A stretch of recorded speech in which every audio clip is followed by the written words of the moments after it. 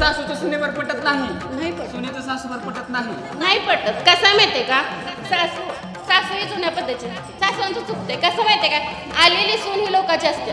तुम्ही तुमच्या मुलींच्या कशा अपेक्षा असतात, तुम्हाला कसं वाटतं आमच्या मुलीला हे मिळावं ते मिळावं, पण येणाऱ्या सुनेने पण तुम्ही पण तशीच तिला वागवायला पाहिजे ना. आणि मला असं वाटतं की मेन पॉईंट, सासू पण सोडलं पाहिजे. भावाची पोरीने आपलं पोरी समान वागवा पाहिजे, हे महत्वाचं आहे. माझ्यालाही करायचं नाही, भावाच्यालाही करायचं असं नाही, मग त्यात भांडणं होऊ शकतात. संसार सांभाळणार आई वडिलांचे म्हणजे आई वडील जर पहिले तसंच असलं तर मग तशीच पुरवणार हो. तसं होते, पेरलं तर सुगावते, सुगू द्यायचं. पैसा हो सुखाचा ना, पैसा आला की तिथं दुःखाचा. पण या वारीमध्ये व्यवस्था नाही आहे काय, पण अवस्था आहे.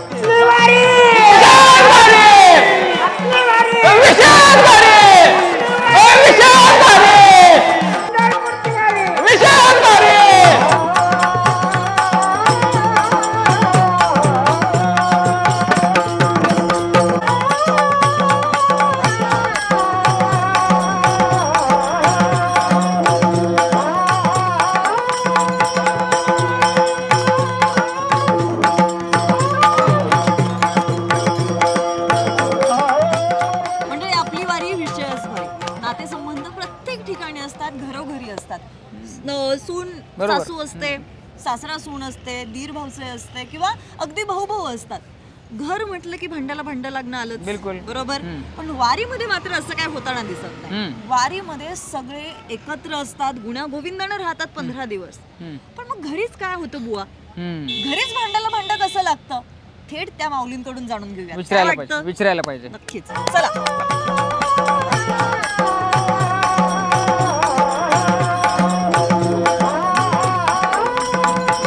माऊली रामकृष्ण हरी. काय आवाज निघणं वाटतं. नाही कंटाळलेले आहेत आणि संध्याकाळचे वाजलेले आहेत 11:15. कंटाळलाय. उद्या पुन्हा एकदा सुरू होणार आहे. 3 वाजता उठलं की सुरू व्हायला लागतं. बर हो बर. आता काय झालंय माहितीये का, आता आपला विषय असा आहे की घराघरामध्ये राहतात.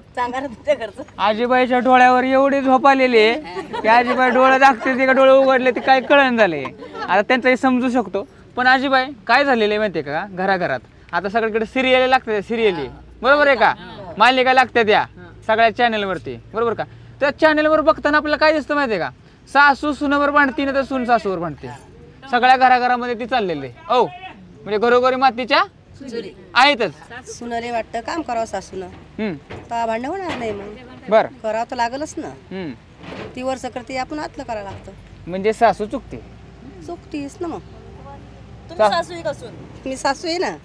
तुम्ही चुकता का? बरोबर आहे. बरोबर आहे. आता आपल्या आले की असं आहे, बरोबर आहे का. सासवा चुकतात पण मी चुकत नाही असं त्यांचं म्हणणं आहे, बरोबर आहे का. बाकीच्या सासवा चुकतात, तुम्ही नाही चुकत. चला असू द्या. हा त्यांच्याकडे द्या. राहावं लागतं तर आपल्याला बाबा जगायला लागते. आता खराब असली सून तरी चांगलंच म्हणावं लागते, चांगली असली तरी जसं चांगलीच म्हणावं लागते. त्याच्याकरता चांगलीच म्हणलं तर त्याला बी चांगलं वाटते का नाही. आजीबाई धाकात आहेत का काय. नाही आम्ही धाकाची गोष्ट नाही तशी, पण कसं असते आता चांगले असल्यावर चांगलं सांगतो आम्ही तुम्हाला. अजून काय आपल्याला तकलीफ नाही. बर इथून पुढे तकलीफ झाली तर डबल सांगू शकू. पण सुनांनी कसं वागलं पाहिजे आजकाल. सुनीनं चांगलं, सुनीच्या पद्धतीनं सुनीनं कसं वागलं पाहिजे. सासूच्या पद्धतीनं सासू वागायचं. बर पण ते कसं असते, काय काय सुना लोकशाच्या वरही असतात. कशा काय करते ते नाही नाही म्हणजे जगात काय चालते जगात. सासू सासरे बी पाहिजेत नाहीत कोणाले दारू पिणारा देर बी पाहिजेत नाही घरात. सासरा पाहिजेत नाही दारू पिणारा. असे सुनांनी केलं काय पाहिजे, सासवांना खुश ठेवायसाठी सुनांनी केलं काय पाहिजे. आता काम केलं की सासू खुश राहते, सुन खुश राहते. सुन काय म्हणते माहितीये का, सासूला काहीही केलं तरी सासू चुकच काढते.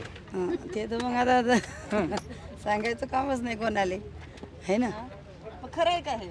खरं आहे. सासू चुकच काढते का. आता आपल्या सुना तर चांगल्या आहेत, कसं अजून काही तकलीफ नाही. इथून पुढे तकलीफ झाली की आपण सांगूच. सगळ्या सासू आहेत त्या. सून आहे का कोण? दोघींचं बरोबर आहे. कसं दोघींचं बरोबर आहे? चूक कोणाची होती मग? हा एक महत्वाचा मुद्दा आहे. कोण मांडला मुद्दा? तुम्ही मांडला. चुकतं कोणाचं? नवऱ्याच चुकतं. कसं चुकतं? दोघीला सारखं सांभाळायचं आणि त्यानं सुनले बोलायचं, सुन जोगतं बायको त्या बायको जोगतं बोलायचं. पोरांना तसं सारखं वागायचं. बायको जोगतं वागायचं. मायला वागायचं. सासूनाचे भांडणं चालले तर मायले दाबायचं. घरात गेले की बायकोला सांगायचं भांडू नको आई संग असं सांगायचं. का तिच्या बरोबर आपल्याला बोलत बसायचं. या सगळ्यात लेकाची अडचण होते नाही होत. कसं काय वेळा अडचण लेकाची? सुनाची होत नाही. कोणती आई सून काढून द्यासाठी धर थोडी घरात आणत असती. हा काय होते लेकाला? काय होते? द्या त्यांच्याकडे माहिती जरा. काय होते? बोला, चांगलं बरोबर बोललाय. काय होते लेकाला? तकलीफ होते. ऐकावं कोणाचं? आईचं ऐकावं. आईचं ऐकावं का सुनच ऐकावं? हे लेक जरा मध्ये असं सँडविच होतं लेकाचं. काय करावं? लेकाला तकलीफ होती. राहा कसं? मायले बोलाव का बायकोला बोलाव का बापाला बोलाव त्याला चालवायचं. बायको ऐकत नाही. मायलाच बोलायला लागतं ना. लेकालाच तकलीफ होती. आपणच मग लहानपणा घ्यायचं. बरं, मला आता शेवटाचे काही प्रश्न विचारायचे. बस, सासूच असं काय चुकतं, सुनत असं काय चुकतं, काय बरोबर केलं पाहिजे? तुमचा एवढा मोठा दांडगा अनुभव आहे, तुम्हीच बोलू शकता की? लहानपणा घ्यायला लागतो.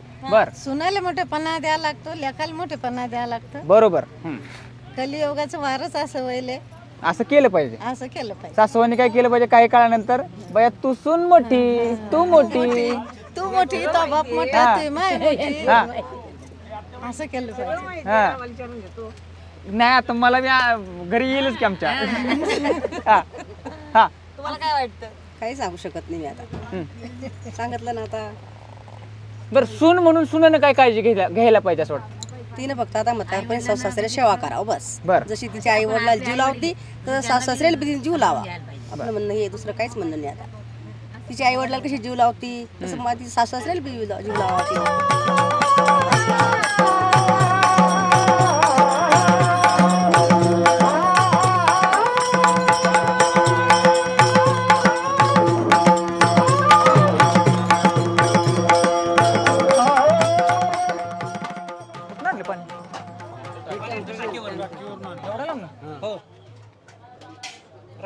रामकृष्ण. कुठलं गाव? हे कोल्हापूर जिल्हा, तालुका करवीर जिल्हा. गाव सावर्डे, तुम्हाला कोल्हापूर जिल्हा येतोय. कोल्हापूरचं आहे का? मी साताऱ्याच आहे. आपण जवळ बांधाला बांधाय, नकाशाला नकाशा. चला या आतमध्ये. काय सुरू आहे? काय सुरू आहे? स्वयंपाक काय बनवत आहे? काय नियोजन? वडे, चपाती, भात, आमटी. अरे जेवायला यायला पाहिजे. या ना मग. जेवण सगळ्यांच्यासाठी असतं इथं.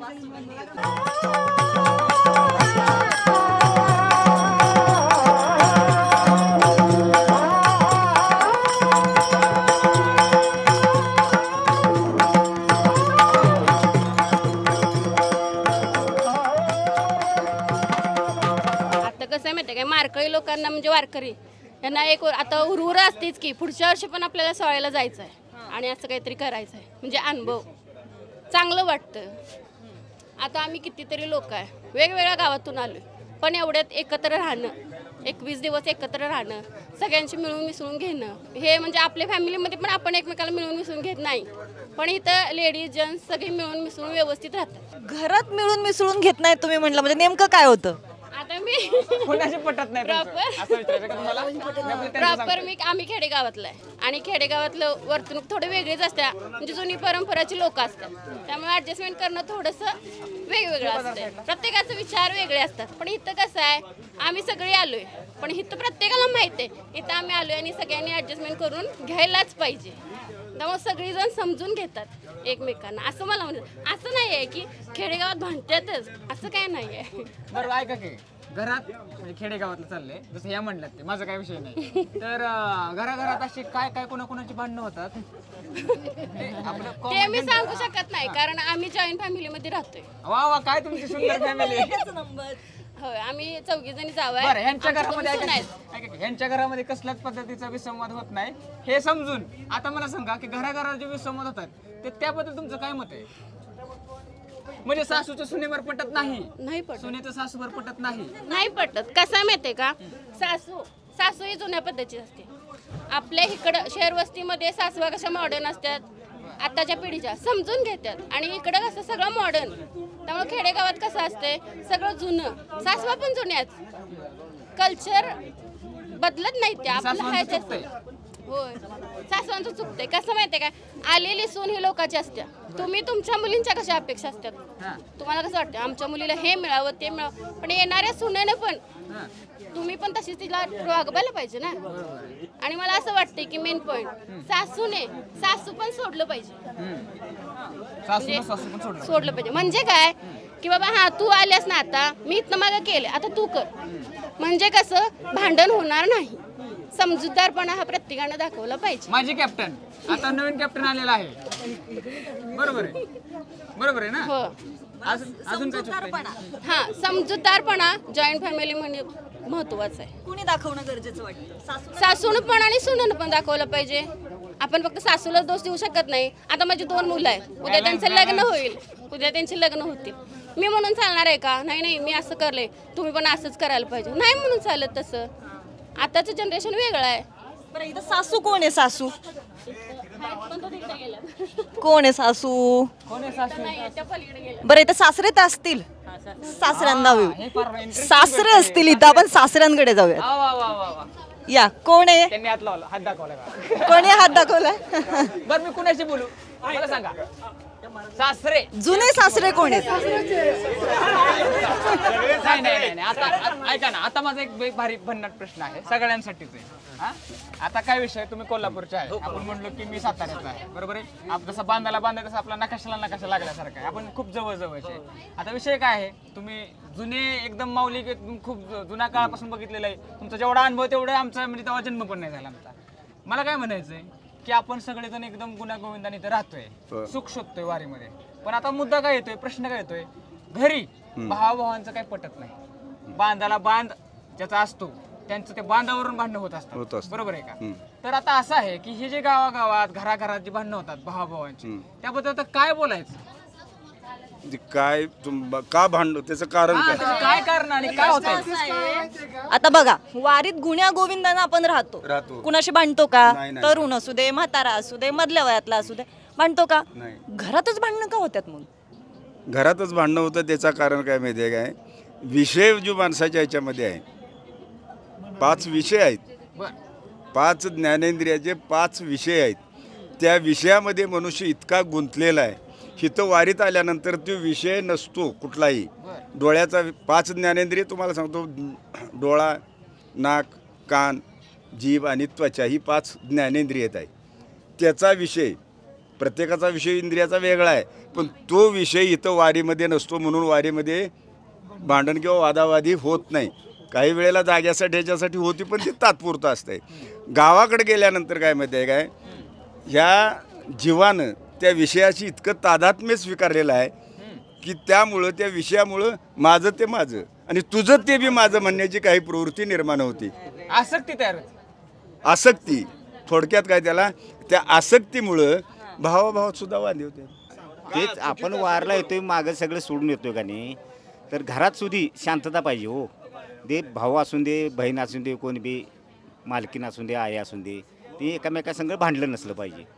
हेच दुसरा काय. 2 भावांमध्ये भांडणं होतात का होतात आणि ती का नाही झाली पाहिजे? म्हणजे इथून पुढे काही गोष्टी पटत नाहीत, थोड्या माझ्या त्यांना पटत नाहीत, भावाच्या मला पटत नाही.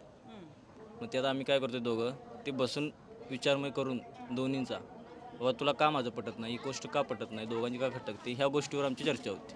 त्याच्यानंतर त्या गोष्टी आम्ही सोडून देतोय. बाबा हे तुला पटत नाही ना, ते मी करत नाही, मला जे पटत नाही तू करू नको. त्यामुळे आमचं काय आता नाही, एवढं भांडण नाही. बरं, भावांचे लग्न झाल्यानंतर जरा ह्याचं प्रमाण जास्त होतं असं वाटतं? होय होतंय. मेन बरोबर. आता माझंही लग्न लग्न झालंय, भावाचं पण झालंय. त्याचं आमच्यात फक्त कारण मेन की बायकांचं मेन पटत नाही. घरातल्या घरात. की भावाभावांचं लग्नाच्या अगोदर फार बरं असतं, बायका आल्या की सगळं गडबडतं. तर काय याच्याबद्दल तुमचं मत आहे, काय वाटतं? बोला बोला बोला, आहे का काय उत्तर? मी नाही बोला, तुम्हीच बोला. तुम्ही फार नाही, तुम्ही बोला, तुम्ही फार धाडशी. मुळात कसं असतंय, भावाभावांचं अगोदर पटत असते, पण लग्न झाल्यानंतर बाहेरची बाई घरात आल्यानंतर एका नवऱ्याला काय वाटत असते की हिच्या सगळ्या अपेक्षा पुऱ्या झाल्या पाहिजेत असं वाटत असते. मग जॉईंट फॅमिली असल्यामुळं थोडं कुठंतरी मागं पुढं होत राहते. त्यामुळं मग तुझं हे माझं ते असं चालूच राहते. मला तर असं वाटते, कारण मी जॉईंट फॅमिलीत राहते, त्यामुळे मला माहित नाही की असं आमच्या घरात हे माझे मिस्टर आहेत आणि आमच्या 4 जण आहेत, ती कधीही भांडलेली नाहीत. त्यामुळे ह्या गोष्टीचा मला अनुभव नाही आहे की का भांडणं होत्यात, कारण आम्ही कधीच भांडत नाही, जावं पण नाही आणि ही भाऊ पण नाही. पण अशी वेगळ्या घरामध्ये समजा काही भांडणं होतात, तर त्याबद्दल काय होतात ना, म्हणजे सगळीकडे होतात की.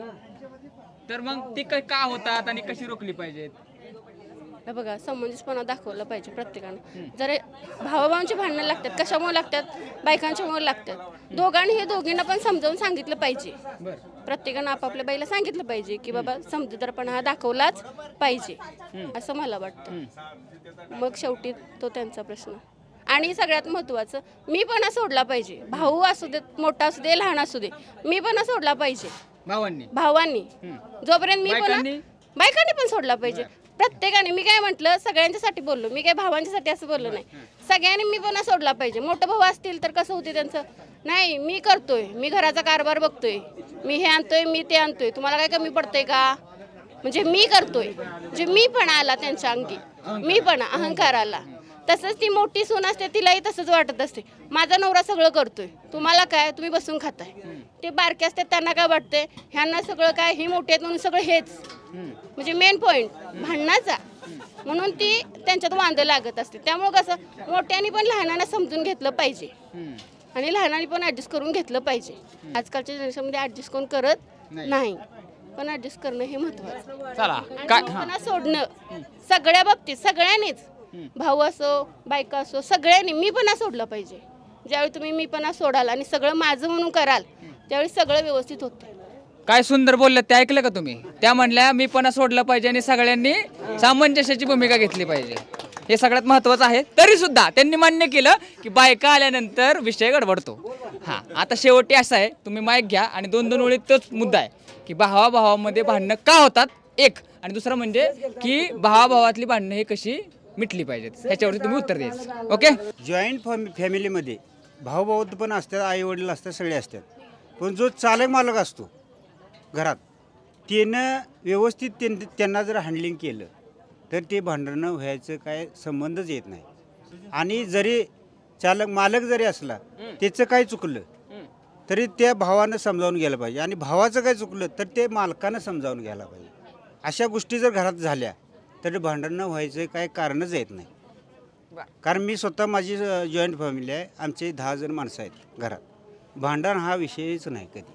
आणि एक वैशिष्ट्य, भावाची पोरीने आपलं पोरी समान वागायला पाहिजे. हेच विषय, हे महत्वाचं आहे. माझ्याला हे करायचं नाही, भावाच्याला हे करायचं असं नाही, मग त्यात भांडणं होऊ शकतात. त्याच्यातच भांडण व्हायचे कारण मग बायका त्यातच म्हणतात, माझ्या पोरग्याला केलं आणि त्याच्या पोरग्याला केलं, त्याच्यामुळे बायका भांडणं होतात. नाही झाली पाहिजे, मग काय करायचं आता? माझ्या मुलग्याला मी घेतले तेच भावाच्या मुलग्याला घ्यायचं. काय पण असून दे मॅडम, काय पण असून दे, चालवतो त्यानं व्यवस्थित राहिलं का नाही, काही भांडणं व्हायचं काही कारणच येत नाही. माऊली, तुम्हाला काय वाटतंय? या पुढे. तुमच्या घरात भांडणच होत नाही वाटतं. अच्छा माऊली, या. भांडणच होत नाही.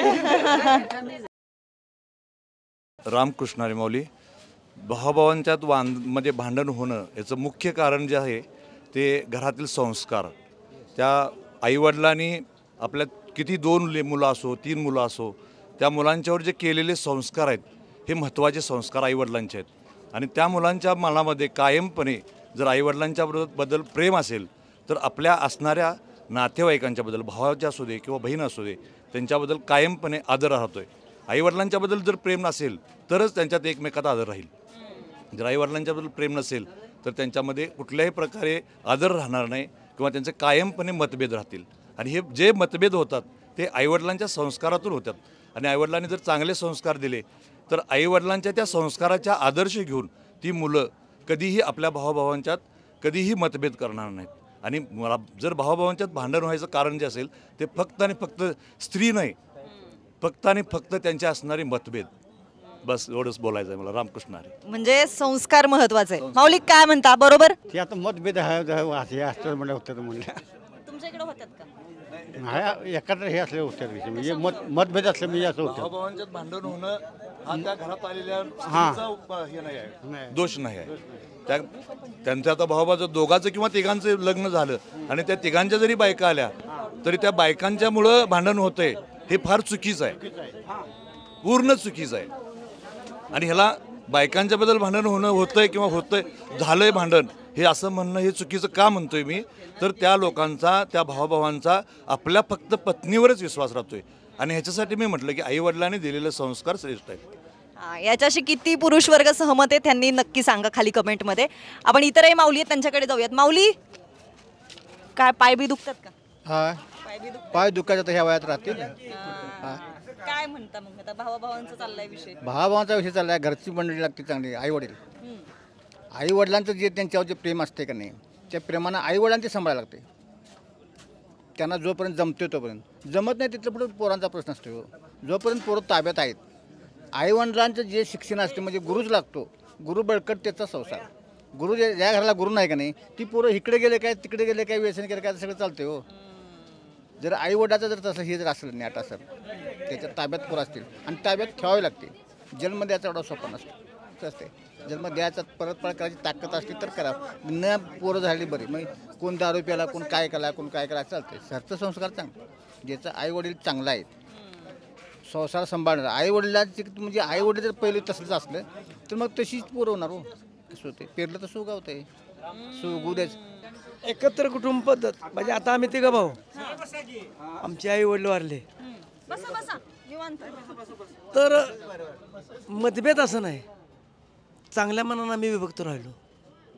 काही वाद न होता आमची आई एकटी. मग आई आता माझ्याकडे घेतली तरी पण जेवताना त्या सुनसनी घेऊनच जेवती. तिघी विभक्त असून तिची ताट आणि तिची तिथे आमची आम्ही आणि ती एकत्र जेवतात. म्हणजे असं मतभेद चांगल्या आणि प्रत्येकानं असं करावं की एकत्र कुटुंबात थोडा ऱ्हास होतो आहे पुढल्या मुलांचा, तो होत नाही असं असं मला वाटतं आहे. म्हणजे आम्ही आता विभक्त भाऊ आहे का नाही, अगदी सुखी तिघंच्या तिघं भाऊ सुखी आहे. आता त्यांची मुलं बिलं सगळी एकामेकाच्यात म्हणजे आमच्यात माझ्याकडे असतात, दुसऱ्याकडे असतात. ते दुसऱ्याचं मुलं आम्ही मानत नाही. एकत्र कुटुंब पद्धती चांगली की विभक्त कुटुंब पद्धती? आता पूर्वी होतं ते चांगलं होतं, आता एकत्र कुटुंब माझ्या मते चांगलं वाटत नाही. कारण त्या मुलं जे होतात का नाही त्यात ते मतभेद वाढत जातात हो. म्हणजे मुलांना वळण चांगलं लागत नाही, काम करीत नाहीत, मिळवते दुसरं असं तसं. तर विभक्त कुटुंब होऊन सुखी राहणं, एकामेकासंग बोलून, हे चांगलं वाटतं. महाराज, पहिली कसं कुटुंब होतं, कसं एकत्रित कुटुंब राहायचं ते जरा सांगा की. पूर्वीचं एकत्र कुटुंब कसं असतंय की मोठे मोठे पार्ट्या आता बरेच आहेत. आता आमच्या गावात एक 100 एकरावर बागायतदार होता. एकंदर कुटुंब होतं, त्याचं सगळं ऐकते. आणि तो ज्यावेळा हे झाला, वय झालं आणि एक्सपायर झाला, ती मुलं विभक्त राहिली. त्या मुलांना शेवटला पुन्हा वळणं चांगली मिळाली नाहीत. ती लगेचच सगळी एकमेक इतकं मोठं कुटुंब ते करता वाढल्यानंतर त्यांची भाऊ म्हणजे त्यांची मुलं विभक्त झाली, त्यांची मुलं विभक्त झाली. हे एक दोष आहे तसा. कुठंतरी एखादं चांगलं असेल, नाहीतर मग पुन्हा मुलांना ते वळण लागत नाही. कुठं पाणी कुठं पाणी मुरते असं वाटतं? कुठं पाणी म्हणजे मुलांचा त्यांच्या वडिलांचा धाक राहत नाही ना मुलांनी, आणि त्यावेळेला ते धोका वाटतोय. आता अजून असं पण मला वाटतंय म्हणजे की म्हणजे बरेच जण म्हणतात की आता पहिलं कसं व्हायचं रुपयाची भागायचं ते आता 100 भागत नाही. होय. आता जी महागाई वाढलेली आहे त्यामुळे ती बी परवडण झाले. एकत्र कुटुंब मस्त माझी इच्छा आहे पण ठेवायचं कसं असं पण आहे का? नाही, मी आधीच तुम्हाला सांगितलं की नाही, आम्ही तिघं भाऊ विभक्त म्हणजे ठरवून विभक्त राहिला चांगल्यापणा. आता विभक्त आहे का नाही असं गावाला ओळखत नाही, असं आम्ही राहतोय. फक्त विभक्त आहे, त्यांचा तो खातोय, आमचा आम्ही खातोय, आमचा आम्ही खातोय. खरं सगळं संबंध चांगल्या वाईटला एकत्र असेल हे आम्हाला बरं वाटतंय. म्हणजे तुम्ही मगाशी म्हटला आमच्या गावातला 100 एकरावाला बागायतदार, त्याच्यानंतर त्याची मागची पिढी पार ते हिसकावून घेण्यासाठी तुटून पडली. पैसा किती वाईट. तूच पैसा वाईट झाला ना त्या मोठ्या लोकांना. धुळदान त्यांची उडाली सगळ्यांची. आता सगळी जमिनी वाटून घेतल्या, तर जमिनी विकायला लागल्यात. पैसा खूप पैसा होता. नाही, आम्ही लहान लहान शेतकरी असून आमच्या मागं राहिली ती लोक त्यांच्या मुलांनी. बरं शिक्षण बी काय घेतलं नाही फार. हा एकत्र कुटुंब. हां असं पैसा माणसाला होय. पैसा हो सुखाचा नव्ह, पैसा आला की तिथं दुःख आलं. आता आम्ही वारला येतो का नाही, आता माणसं दुःख पाहिजे का सुख पाहिजे? कोणतीनं मागितलं दुःख, का मागितलं तर तुझी आठवण व्हायला पाहिजे. आणि माणसाला पाहिजे सुख. कुठं गावाकडं आम्ही काय म्हणतोय, तुम्हाला सुख पाहिजे जर असलं तर वारीत या. वारी हे सुख जगात मिळणार नाही. वारीतच फक्त सुख आहे, दुसरं कुठंही सुख नाही आणि तुम्हाला मिळणार सुद्धा नाही. इथंच एवढं सुख आहे. सुख पाहिजे असलं तर इकडे या. पैसा हे साध्य नाही आहे, साधन आहे. साध्य, साधन आणि साधक अशी ती त्रिपुटी आहे. तर पैसा हे फक्त काय व्यवहारामधलं एक साधन आहे. पैसा मिळवणं हेच आयुष्याचं साध्य नाही आहे. पण आम्ही आता काय करायलोय, पैसा मिळवणं, सत्ता मिळवणं मग कुठलंही असेल त्याला साध्य मानलंय. पण ते एक प्रकारचं व्यवहारामध्ये पैसा पाहिजे, पैसा नको असं नाही. कारण कुठलाही व्यवहार तुमचा पैशाशिवाय होणार नाही. पण ते साधन आहे. मग साधनापुरतं आम्ही त्याला ठेवलेलं नाही, आम्ही त्याला साध्य मानलंय. पैशाचं तुम्हाला मग आता हिथं आनंद कसा आहे, हे आता वारीमध्ये मी आता ही माझी मला वाटते 9वी किंवा 10वी वारी असेल. फार पूर्वीपासून मी काही येत नव्हतो. पण या वारीमध्ये व्यवस्था नाही आहे काय, पण अवस्था आहे. क्या बात आहे, जबरदस्त. वारीमध्ये व्यवस्था नाही, पण या वारीमध्ये एक प्रकारची अवस्था आहे. आणि ती अवस्था कुठली आहे तर यावेळेला आता मगाशी कुणीतरी आता तुम्हाला सांगितलं की वारीमध्ये आम्ही आलो की ह्यांनी सांगितलं की वारीमध्ये आलो की आम्ही पाठीमागलं सगळं विसरतोय. आणि ते खरं आहे. आणि ते विसरणं म्हणजेच काय आहे, अवस्था आहे. संसार विसरणं हीच एक प्रकारची अवस्था आहे. आणि त्या अवस्थेमुळं जो वारीमध्ये आनंद मिळतो तो गावाकडे मिळत नाही. क्या बात आहे माऊली, जबरदस्त उत्तर माऊलीने दिलेले आहे. त्यांनी सांगितले की हे व्यवस्था नाही तर ही अवस्था आहे. अवस्था आहे. इथं गैरसोय होऊ शकते तुमची. गैरसोयच आहे, पण तरी सुद्धा काय अवस्था आहे. आनंद आहे, एक प्रकारचा आनंद. आनंद कुठला आहे, काट टाकली जाते. हा. आणि या वारीनंतर सुद्धा तुम्हाला सांगतो, ही वारी करून गेल्यानंतर सुद्धा एक प्रकारची ऊर्जा मिळत असते. जी ऊर्जा म्हणतोय आपण, ती ऊर्जा सुद्धा मिळत असते. आता इथून गेल्यानंतर ती ऊर्जा पुढच्या वारीपर्यंत पुढच्या वारीत टिकून ठेवायची. टिकून टिकते ना ती. तर सतत जर तुम्ही तिची आठवण ठेवली तर टिकल. वारीबद्दलच जर आपण बोलायला की वारीबद्दल, वारीची आठवण जर आपल्या मनामध्ये असेल तरच टिकणार. आणि इथनं जाऊन जर आम्ही संसारातच गुंतलो तेच बघायला आलो तर टिकणार नाही. क्या बात आहे माऊली. मला असं वाटतंय गावी गेले की नाही की ही जी मंडळी आहे का नाही, हरिपाठ म्हणा, प्रवचन किंवा काकड आरती हे नियमातनं करतात. इकडनं गेलं म्हणजे त्याच्यानी करूच वाटतो. हो, सामुदायिक हरिपाठ असतो, श्रावणामध्ये ग्रंथ वाचन असते. त्यामुळं हे ह्याच्यातलं जे आहे किंवा वारकरी संप्रदायामधलं म्हणा, ह्याचं आमच्याकडे चर्चा नेहमी चालू असते. त्यामुळे विसरायचा काय संबंध येत नाही. माऊली काय म्हणायचं आता यावर? मला असं वाटतंय, म्हणजे खरं सांगतो तुम्हाला की मला खरं तर विठ्ठलावरती विश्वास नव्हता. आणि मला असं वाटत होतं की माणसं एवढे का चालत असतील, एवढे सगळा संसार सोडून घर सोडून येतात. तर इथं सगळ्यांशी बोलताना इथं काही ताई आहेत, दादा आहेत, त्यांच्याशी बोललो, महाराज तुमच्याशी बोललो तर मला असं वाटतंय की आपलं काही ते थोडं चुकतंय, आपण थोडं आपल्यामध्ये बदल केला पाहिजे. आणि शेवटाला मला असंच वाटतं की यांनी जे सांगितलं, मी थोडं वाचलं होतं की मग तुकाराम महाराजांच्या पद्धतीने सांगितलं की संसारातही राहता येतं आणि तुम्हाला वैराग्याचीही प्राप्ती करण्याच्या दिशेनं पाऊल टाकता येतं. आणि वारीमध्ये यायचं असेल तर ही व्यवस्था नाही, ही अवस्था आहे. हे फार खतरनाक आहे. कोल्हापूरकर मंडळी आहेत आणि त्यांनी सांगितलेलं आहे की वारी ही किती महत्वाची गोष्ट आहे आणि वारीत येऊन आनंद कसा प्राप्त केला पाहिजे. सत्ता पैसा पद हे बाजूला, सगळ्यात महत्वाचा आहे तो आनंद. आनंद शोधायचा असेल तर वारीला यायला पाहिजे. तुम्ही पण, म्हणजे मला पटलंय तसं तुम्हाला पण पटेल. तुम्हाला जर आनंद हवा असेल तर खऱ्या अर्थानं वारीत या. वारीमध्ये तुम्हाला तुमच्या आयुष्यातला आनंद मिळेल आणि वारी करायला पाहिजे एकदा तरी. मी आलोय, तुम्ही पण या. बाप मुलात होत्यात, आई मुलामध्ये होत्यात, याला कारण दुसरं तिसरं काय नाही, आसक्ती आहे. आसक्ती सोडली पाहिजे. आसक्ती सोडली, विरक्ती, आरक्ती. हा बरोबर. संसार कुणी सोडा म्हणून संतांनी कुठल्या सांगितलेला नाही, फक्त संसारावरली आसक्ती सोडा म्हणून सांगितली. मग आमची सुटल्या काय, सुटाय नाही म्हणून वाद होतात, बस. बाकी दुसरं काही कारण नाही. फॉलो केल्यासारखं वाटलं. आसक्ती पहिली गेली पाहिजे. आमची जात नाही त्यालाही कारण आहे. अनंत जन्मामध्ये ह्या जीवावरती संस्कार झालेले आहेत. मग एका जन्मात कसं जातील, एका जन्मात जातील का ते, जात नाहीत. ह्याच्यात आलं पाहिजे. नाहीतर मग नामदेवाने असं म्हटलं नसतं की जन्मोजन्मी आम्ही बहुपुण्य केले तेव्हा या विठ्ठले कृपा केली.